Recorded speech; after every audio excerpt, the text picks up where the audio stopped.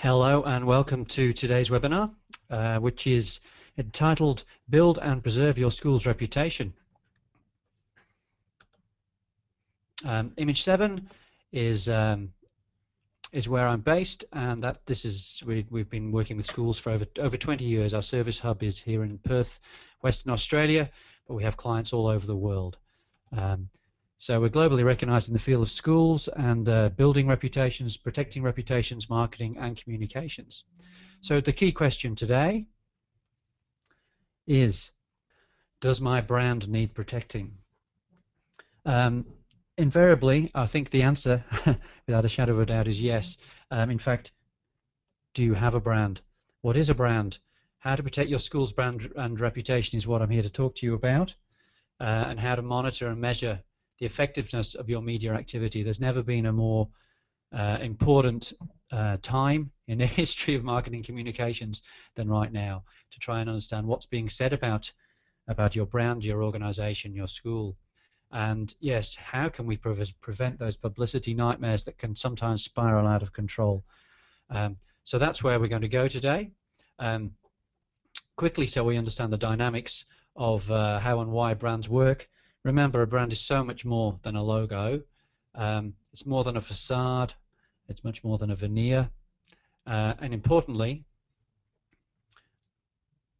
we don't even retain control of it ourselves. It's very often the perception of others about what your brand is. So how do we protect that?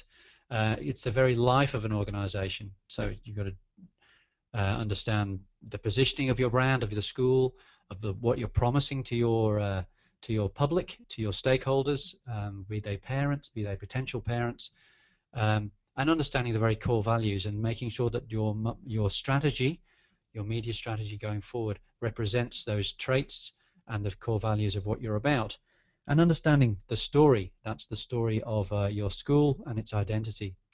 All very well, and a brand is who you are, what you promise, and your willingness and ability to keep that promise. That's vital, particularly in this day and age, as so much information is shared. A reputation, it takes so many years, and you can work for many years to develop the most wonderful strategy to paint a picture of what a wonderful place your school is to grow up, to study. But unfortunately, particularly now, it can be seriously damaged in a day. So how do we get on top of that? How do we control or even understand how to know what's being said about our brand? We can lay the best plans to build and develop our brand, but it's vital that we also have a defensive strategy as to how to protect it. So news stories are constantly breaking. Social media, websites, we all know it. We've seen them all, and I'll be sharing some case studies that have gone wrong and how they could have been better managed. Anyone with a smartphone now can be a photographer, journalist, opinion writer. In fact, of course, it's something that can be very useful as well for you, a very handy tool. But how can anyone keep up with what's being said about you? How on earth do we stay on top of this? Very difficult on top of the day job to know what's being said out in the marketplace or even within the school itself. But there is a way, and that's what we're going to get to the bottom of. So importantly, as we develop our brand, we develop our brand strategy, we need to know what people are saying about us, the perception of the school, the organization, what people think of us. And we can't do that without knowing what's being said in the car park, on social media and all the rest, and as well, of course, traditionally in the wonderful world of press and even TV.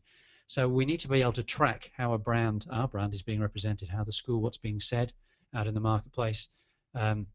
Importantly, we've got to have a policy, be that a social media policy, be that in terms of how we portray ourselves. But that's very hard without knowing what's being said. So across all different platforms, it's increasingly hard to know what's being said at the same time. Print, television, radio, digital, and a whole heap more. What's being said? So that's what we're going to get to the bottom of. And vitally, how can we stay one step ahead in issue management? Issues happen, things can go wrong, but it's a matter of controlling that, coming to terms with what's being said, and either being on the front foot to counteract it, or to respond quickly and in the most effective manner. So before we get on to solutions, sometimes it can be fun to revel in others' misery, but we can learn lessons from other disasters, particularly in the social media area. So I'm going to show some case studies. Some of these are from the very, very big boys, and we can learn at their expense as to how to deal with crises in terms of how things get out of control and how to manage situations. So Domino's, some time ago, employees, bless them, posted what basically was a disgusting video on YouTube of filming themselves. They were clearly bored. Spoiling is a nice way of putting it. Just performing rather unsanitary acts is another way of putting it, with sandwiches and pizzas and what have you. And they thought it would be great fun to share their disgusting exploits with the world on YouTube. So they posted it, and guess what? Yep, it went viral. Now, it didn't take long before national media picked this one up and absolutely grilled them, no pun intended, with regard to pizzas, and it was, as you can imagine, clearly a disaster for Domino's. Domino's did respond, and it responded. The employees were fired, and a response video was even posted apologizing for the employees' behavior. So they were, Domino's tried to deal with it effectively and as quickly as they could.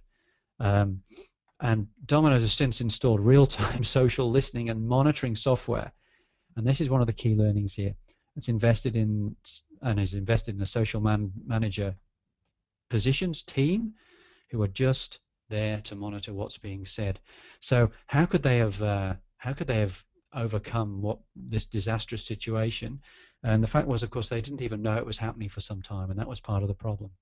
So the lessons to be learned from that instance, at the end of the day, employees represent your brand. So ensure they've been trained on how to use and not use social media. They have a responsibility, and many consumers can see. It's just so easy to happen within a school, but we need to train our team. There need to be those policies set. So those employees, they represent you. Now, and invest in that in a real-time social media monitoring tools that track conversation and posts about your school. You'll see this as a theme going forward. Incredibly important. It's hard to react, or it's hard to get on the front foot if you don't know what's being said in the first place. So even the big boys like Domino's, huge global brand, were reeling. But part of the reason was they didn't even know it was happening. And by the time they did, the whole sorry mess had gone viral and was even gone national. Another case study, the tiny little entity that is Honda. I'm sure you might have heard of them. This was, and it's very, we all struggle perhaps at times to think about how do we deal with social media in schools. Is it a good thing? Is it a bad thing? Do we ignore it? Can we use it to enhance our brand? Can we manipulate social media? So in this case, there was the Honda was launching a Facebook page to get feedback from the public on its new Accord Cross Tour design, I think, as I remember the actual car itself. And while, look, many respondents were actually critical of the new design, one fan loved it, calling it, I would get this car in a heartbeat. I'd get this car in a heartbeat. I love the design.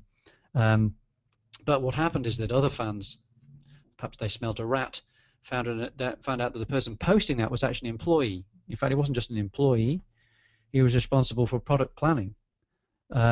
So again, it was a brand, an organization trying to manipulate social media for their benefit.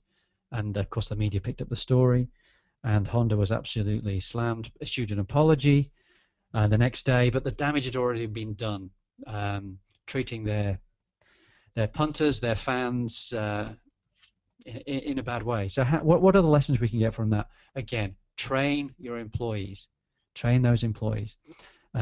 It's such an important, critical factor, so that if they're going to go on social media, they know what they can and, importantly, what they can't do. Employees should be trained to make sure all posts are transparent and the public understands their affiliation with your school, so the community understands where you're coming from and whether this is a formal statement from the school or from an individual. Social media participants are not stupid. You know, that's you and me. They're clever, smart enough to pick up on any false representation. And again, of course, this had gone crazy before Honda had even realized, even though Honda posted or a member of the Honda team had posted this post in the first place. So invest in real-time social media monitoring tools that track what's being said about your brand, about your school. Next one, we've got a titanic tussle between two brands. In this case, it's Nestle and Greenpeace. You can probably imagine where some of that might have come from. So Greenpeace actually launched a campaign against Nestle. It was in this instance to do with the use of palm oil, and stating that rainforests were being destroyed to grow palm oil trees, and what was happening was it's the devastation of the rainforest. So, right or wrong, Greenpeace had made a hard attack on Nestle, and Nestle tried to control, rather unsuccessfully control, the whole conversation. So the battleground really played out on YouTube, then Twitter and Facebook, and went completely global. So while brands may think they can control traditional media platforms, they can't really fully control social media platforms. It's very hard to do. The public is free to comment how they like, but again, it needs to be monitored. In this case, Nestle thought they could control the conversation, and it just spiraled out of control. Now fans, which is a good thing, or enemies though, can take control in this instance, and even activists can quickly take over social media properties. So just be conscious of that. So again, in this case, Nestle were ahead. They'd realized that they were being attacked by Greenpeace because their social media monitoring had told them so. But what happened, of course, was that then they tried to take advantage of the situation, control the conversation, and it didn't go well for them. But part two, it wasn't over there. So Nestle posted all sorts of negative comments on Facebook about Greenpeace to their fans. 90,000 Nestle fans saw this. So Greenpeace then posted all sorts of logos. They manipulated, lots of Greenpeace fans manipulated the logo of Greenpeace, of Nestle, I beg your pardon, on Facebook, and it went completely out of control. Nestle then got high and mighty, saying, "Don't you dare play with our logo, otherwise we'll delete your posts." And basically a firestorm erupted on Facebook and then Twitter, and literally millions were exposed to this negativity and backbiting. So to be honest, it was all so unnecessary, and I'm sure they'd say so now. But what can we learn from that? Again, these are huge global giants battling it out, but battling it out in front of other people, making mistakes that we can all learn from down on the ground in our schools. In this instance, social media is about embracing your market, the good and the bad. A very key lesson from here. So we need to know what's being said so we can react in a positive way to encourage a dialogue. So again, we need to train employees. Don't preach, remain positive. And yep, you've heard it before. There's a theme here. Invest in real-time social media monitoring. Because if you're not tracking what's being said, be it in social media, be it in press, be it TV, be it wherever, or radio, then it can be incredibly hard. So you're behind the 8 ball before you've even started. So these are lessons that we can all learn very quickly. Now, here's my personal favorite. I don't know if you've seen Brian Bliss. You can see a picture of him there, getting up and having an absolute go at his teacher. Now, I guess it's kind of funny when you look at it without knowing the context, but if that had been my school, I would have been absolutely mortified. So what happened? This 18-year-old in Texas, he got up and declared in front of his class that the teacher was terrible, and he was swearing his head off. But he was very articulate in other ways, in explaining the problems within the class and of the teacher, and probably even the whole school. Now, who knows if he really had a point? Perhaps it was way out of order and there was no context. But what happened? Another student filmed the scene, posted the rant within 5 minutes of it happening. And literally millions have seen that video since. So absolute disaster for the school, and quite frankly, apparently the rant was out of the school walls before anyone in the team, the staff even knew. So thousands and thousands of people in the local community had seen the video before anyone within the school even knew. So there's clearly a number of issues to deal with here. Apologies were made, and actually they did quite a good job of backtracking, but the damage was done big time in this. So social media is so powerful, and it's so important to have policies in place. That's the policies of use of mobile phones, for example, of making posts. And it's important to enforce these. These are such key lessons. We can do so much in our proactive marketing, but their reputation can be tarnished, perhaps through no fault of our own. So we need to have policies, and we need to really police them to make sure that people don't take advantage. Or if they do, they know that there's consequences. Again, you've heard it once or twice, invest in that media tracking, social media, particularly monitoring tools. Because if you don't know what's being said, it's very, very hard to answer back, to state your case, and the court of public opinion will decide what they think, be it right or wrong. May not be technically correct with the conclusions they draw, but people draw conclusions anyway. So be on the front foot, be able to enter into a debate. So why did I pick these examples? I mean, I stated quite clearly there's a lack of social media policies across all of those. Obviously a lack of social real-time monitoring, because these things spiraled out of control before each organization knew about it. Interestingly, I feel that there was no responding to customer concerns. It was all about me. Employees hadn't been trained, so please train them what can be done, what shouldn't be done. And the lack of professional social media managers, and that sounds very grand. In a school, who on earth has a social media manager? Pretty hard to resource. How does anyone deal with that? Well, it's about being in control, which I'll get onto in a moment. The solution to these problems: too much focus on self-promotion. Honesty is the best policy. You can use that word of mouth to your benefit. And I think in some instances, people think they can manipulate social media, and particularly, oh great, I can use this to my benefit. I would suggest honesty and transparency is the way. So having a social media presence that represents your organization, your school, means responding quickly if you're going to play in that field, and directly. You need to plan for the worst whilst expecting the best. So a professional, responsible manager should be in charge of all the communication on the various sites, and this person should be very well versed in the risks that social media can have.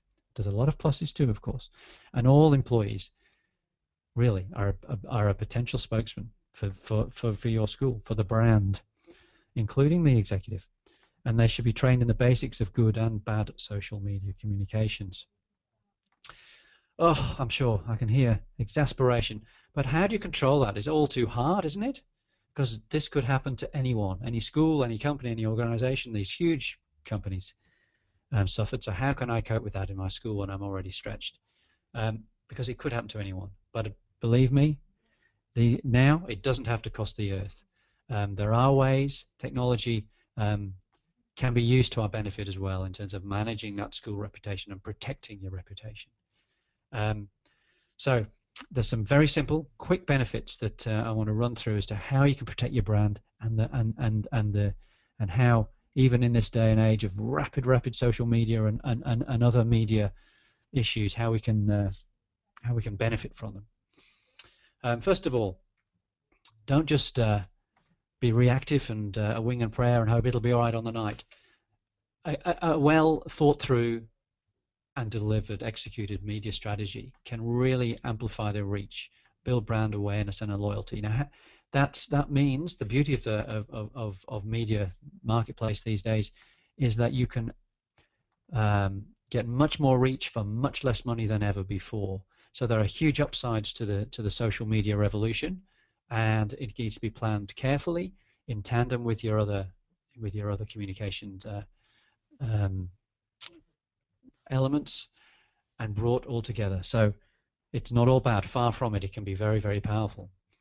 Now, importantly, monitor and measure the effectiveness of any media activity, be it traditional, in press, or wherever. And you can do this by using a media monitor service that covers all channels. That's the key. They cover all channels. And share this positive feedback, okay? When you get feedback, it doesn't necessarily, I mean, of course, the case study I've shown a sort of worst case scenario, and it can be terrifying, but it doesn't necessarily need to be that bad. Stop looking at monitoring as a way of discovering negative things, and monitoring can be hugely beneficial with heaps of positivity. So enjoy the process of monitoring it, enjoy the process of finding out what's being said and working with your community. So people may be talking, and you have the ability to reach out to talk to those people, but unless you know what's being said, clearly you can't. So feel free to reach out to them and carefully engage with them, knowing with a full awareness of what you could be dealing with. Now, proactive brand and reputation management. That's very hard to do if you don't know what's being said. But ultimately, it's about a sound marketing communication strategy. And if you do that well, you have the ability to create the word of mouth, to share the word of mouth and get that coming back about your school, what it does, what it can be, and it can hugely work to build your brand, not to erode it. So these disasters may happen, but they can be avoided. You can learn what people are saying about your brand and where they say it. Really important. Could be the car park mafia, could be disgruntled alumni, who knows, but by monitoring it, you can find it and you can comment. Now, a way to stay ahead as well with media monitoring is relevant media clippings. Now, that's the old-fashioned way. You used to be able to get great big bundles of cuttings from local press, from national press, from wherever it was. Now you can get that electronically and social media as well, all nicely, beautifully delivered to your inbox, ready to look at whenever you like. So there is a way. Technology can be intimidating, but when harnessed, it can be incredibly powerful too. I would say, look, to solve problems, issues happen through no fault of your own, not just because there's been huge disasters, but by proactively answering complaints, you can respond online, or if it comes to it, you can take the conversation offline. It doesn't need to be played out in the public. If there are very sensitive issues, if there are other, you need to communicate what's being said, and then take it to one side. In the case of a school, of course, the community it's not global, it's local, and there is an opportunity to diffuse the tension, to diffuse some of the heat by taking it online for a resolution, a conversation. Now, a crisis will always occur when least expected. Yep, just be prepared. It happens. So keep up to date, and then you can address it promptly. And you can always take expert advice. If it just gets so bad, there are plenty of people, I'm sure, with media crisis skills or good old-fashioned public relations skills, media relations skills, who can help you. But by having the full context of what's being said through this media tracking, you're able to either deal with it yourself or have a full picture to brief someone to really help you through a difficult situation. So thank you very much for listening. There are some resources that I'd like you to draw your attention to. You can listen to the webinar recording again. To the Brand Protection Program is a program that we produced. You're able to download off our own website. And happy to have a personal consultation with you if you like. Just need to look at image7.com.au webinar resources. There are some questions come in, which is great, so I'll answer those quickly. Sam says, this all sounds great, but how much does it cost? Look, it needn't cost an arm and a leg. There are programs that we've run for some clients and other organizations for just a few $100s a month. There may be additional costs that are charged to download a whole article or a whole news reel from the TV. But it need only cost a few $100s a month, up to 1,000 is the most I've heard of. So hopefully that helps you, Sam. Belinda, what's an example of a real-time monitoring program? Well, at Image 7 we have one called a brand protection program. What that actually does is it delivers to you as often or as little as you want them posted to your inbox. We have members of our team looking once, twice, or 3 times a day at what's been said and able to inform our clients what's been going on. There are some big organizations directly, such as Isentia, who do pool a lot of this press and media together. So it is a competitive market. There are offers out there or options out there where we are running some of them for a number of clients actually. And as I said, what is our brand protection program. Happy to talk offline, Belinda, on that if you'd like. Feel free to get in touch, and I'll fill you in as to what we do and how else some of the competition do it. And Rebecca has asked, how long does the process take? I may have answered some of that when I responded earlier. Really, it can be up and running very, very quickly. It's keywords and various messages are the driving force of making sure that we get everything that's related to this topic, and get everything related to you and your school, your brand, and anything extension from there. That can be done within a day, I guess, with the right briefing, the right conversation, and can be set up very, very quickly within 24 hours. And then it's a case of ongoing measuring it. In our case, sometimes we look at it once a day. In others, it's three or 4 times a day, depending on various situations. Sometimes there's a crisis to deal with, and sometimes it's quieter. But always like to keep on top of things with a regular view. So hopefully that helps you, Rebecca. And just to recap, you can listen to this recording again and go to image7.com.au/webinar resources. And indeed, for more resources, regular publications, we produce the SMC e-newsletter. We have a fortnightly podcast. There'll be more webinars coming. So you will email you in the next couple of days with a recording. If you can't wait for the email, log on to image7.com.au/webinar resources, and you can get this information even quicker. And I'm sure you'll have many more questions. So if you'd like that offer of a free 20-minute consultation, you can email me at andrew@image7.com.au or visit the website on image7.com.au webinar resources and register. Also on the resources pages, you can sign up to receive the weekly school marketing e-newsletter I mentioned, SMC, and subscribe to our fortnightly podcast. The next webinar topic is your website working for you? It's on the 13th of May, and you can register at, you've heard it before, image7.com.au/webinar. That's the resources page again, image7.com.au/webinar resources. Thank you very much, and look forward to hearing from you.